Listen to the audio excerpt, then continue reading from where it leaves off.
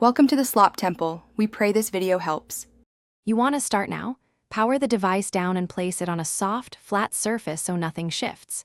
Use clean fingers or a small loop of adhesive tape to lift one corner of the screen guard. This gives purchase without tools. Once you've lifted a bit, steady the device with your other hand and keep tension gentle. Make sure you do not pry with metal tools because you could crack the glass or damage the bezel. Lift just enough to get a good grip. Once the corner is free, peel the protector back at a low angle and move slowly. This reduces stress on the glass and prevents shards or adhesive residue. You should pull horizontal to the surface rather than straight up, maintaining a steady speed so the adhesive separates evenly. As you progress, shift the tape or your grip along the edge to keep control. If the guard starts to tear, stop and relift a fresh section so you can continue without applying sudden force.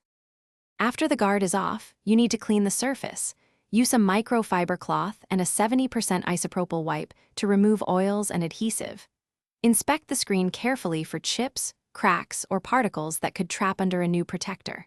If residue remains, dampen the cloth with a 1-to-1 mix of water and isopropyl. Apply gently and avoid getting liquids into seams. If bubbles or residue persist after reapplying a new protector, lift and re-clean that area before attempting placement again. Thanks for watching. Consider subscribing if we helped you.